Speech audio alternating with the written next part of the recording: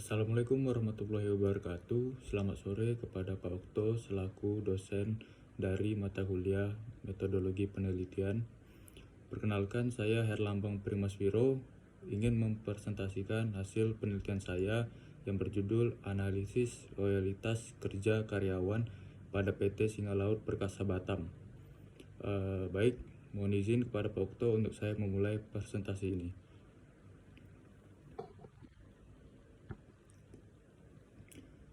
Yang pertama, saya akan membahas latar belakang. Di era globalisasi, perkembangan perusahaan di Indonesia sangatlah pesat.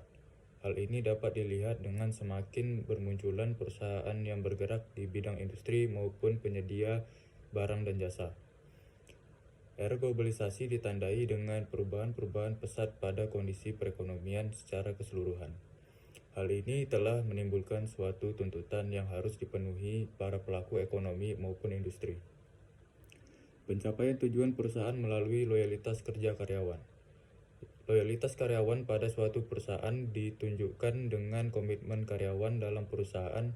Komitmen pada organisasi bisa terjadi karena ada faktor-faktor, yaitu diri sendiri dan organisasi. Loyalitas merupakan kondisi yang mengikat antara karyawan dengan perusahaannya. Karena loyalitas bukan hanya kesetiaan yang tercermin dari seberapa lama seseorang bekerja di dalam organisasi perusahaan, namun dapat dilihat juga dari seberapa besar pemikiran atau ide, gagasan, serta kinerja yang tercurah sepenuhnya kepada perusahaan itu. Pada penelitian ini akan diketahui apakah karyawan di PT Singa Laut Perkasa Batam memiliki loyalitas karyawan yang ditinjau dari indikator di bawah ini. Yang pertama yaitu kepatuhan atau ketaatan dari para karyawan, lalu tanggung jawab, dan juga sikap karyawan terhadap pekerjaan mereka.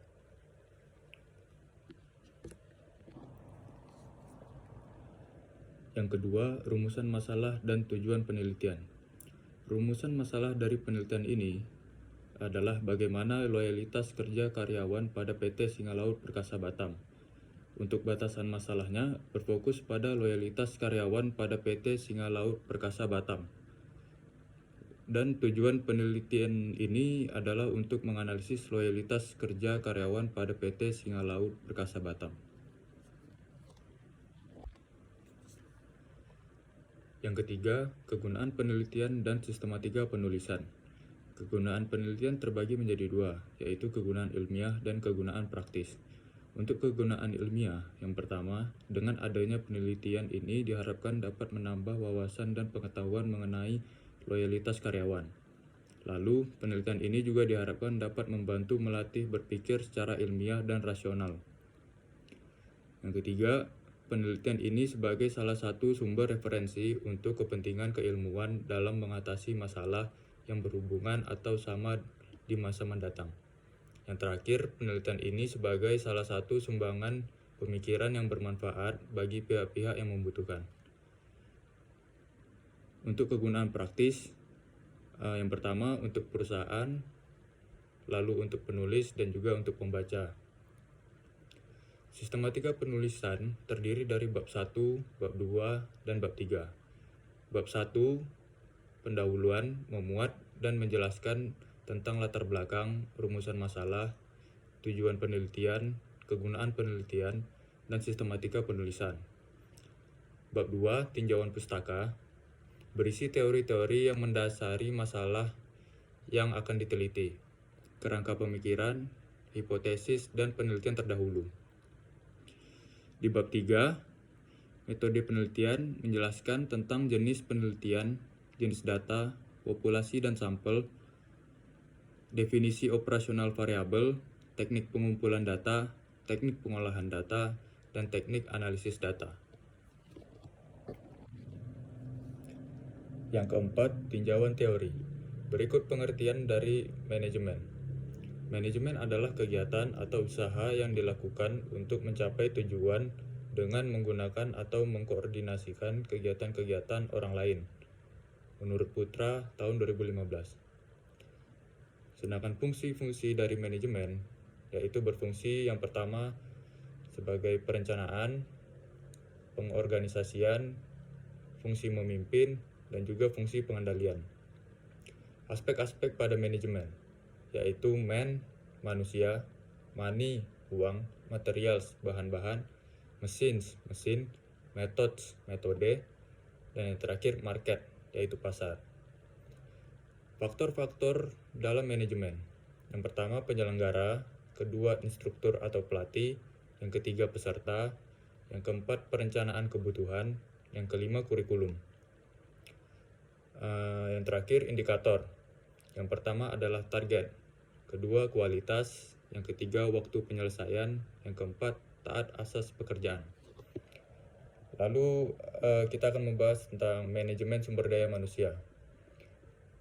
Pengertian dari manajemen sumber daya manusia yaitu merupakan pengakuan tentang pentingnya tenaga kerja organisasi sebagai sumber daya manusia yang sangat penting dalam memberi kontribusi bagi tujuan-tujuan organisasi dan menggunakan beberapa fungsi dan kegiatan untuk memastikan bahwa SDM tersebut digunakan secara efektif dan adil bagi kepentingan individu, organisasi, dan masyarakat. Fungsi dari manajemen sumber daya manusia yaitu yang pertama staffing atau employment, yang kedua performance evaluation, yang ketiga compensation, yang keempat training and development, yang kelima employee relation, yang keenam safety and health, yang ketujuh personal research. Aspek-aspek pada manajemen sumber daya manusia.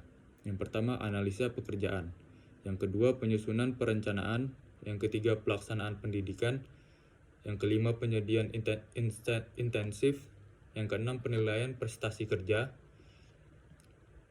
dan juga faktor-faktor dari manajemen sumber daya manusia ada dua, yaitu faktor eksternal dan internal. Yang terakhir indikator dari manajemen sumber daya manusia, yang pertama tugas kerja, yang kedua kualitas kerja, yang ketiga kuantitas, yang keempat ketetapan waktu, yang kelima efektivitas biaya. Selanjutnya loyalitas karyawan. Pengertian dari loyalitas karyawan memiliki sejumlah manfaat bagi perusahaan.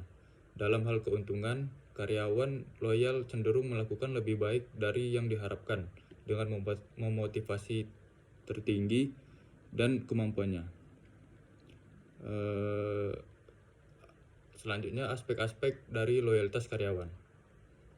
Yang pertama ada ketaatan atau kepatuhan, yang kedua tanggung jawab, yang ketiga sikap terhadap pekerjaan. Lalu faktor-faktor loyalitas karyawan.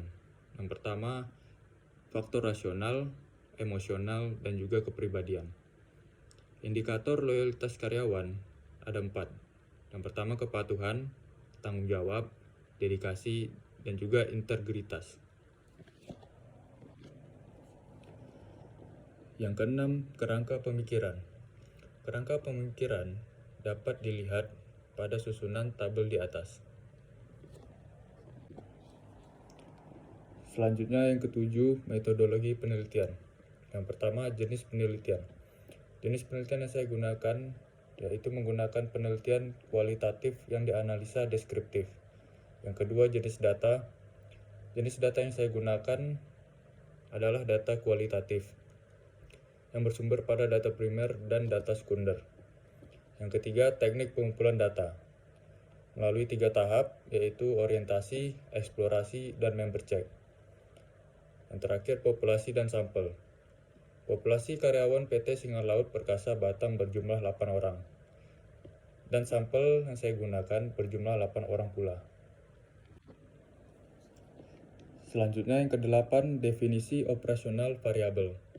Bisa dilihat pada tabel berikut ini karena saya telah menerangkan di slide sebelumnya.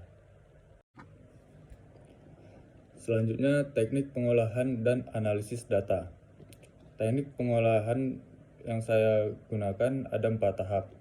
Yang pertama, tahap deskripsi atau pengumpulan data. Merupakan tahapan awal pada sebuah penelitian, yaitu mengumpulkan data-data yang diperlukan melalui wawancara yang berkaitan tentang loyalitas kerja karyawan pada PT Singa Laut Perkasa Batam. Yang kedua, tahap reduksi data. Tahap reduksi di mana peneliti memilih atau memfokuskan data mana saja yang akan diolah. Yang ketiga, tahap penyajian data. Peneliti menyusun dan menyajikan data yang sudah ada sebaik mungkin dengan tepat dan jelas agar mudah dipahami serta dapat mewakili data keseluruhan. Yang terakhir, penarikan kesimpulan. Dari penguraian data tersebut dapat diambil kesimpulan tentang masalah yang dikaji, yakni loyalitas kerja karyawan. Selanjutnya, analisis data. Analisis data yang digunakan yaitu analisis deskriptif. Dalam menganalisa, peneliti akan mendeskripsikan atau menggambarkan secara utuh dan nyata mengenai analisis loyalitas kerja karyawan pada PT Singalaut Perkasa Batam. Kemudian data dituangkan ke dalam bentuk tabel dengan angka untuk selanjutnya dianalisa dengan deskriptif analisa. Demikian hasil presentasi penelitian saya. Saya harap penelitian yang saya lakukan dapat berguna bagi saya sendiri dan juga para pembaca. Lebih dan terkurang mohon dimaafkan. Wabillahi taufik wal hidayah. Wassalamualaikum warahmatullahi wabarakatuh.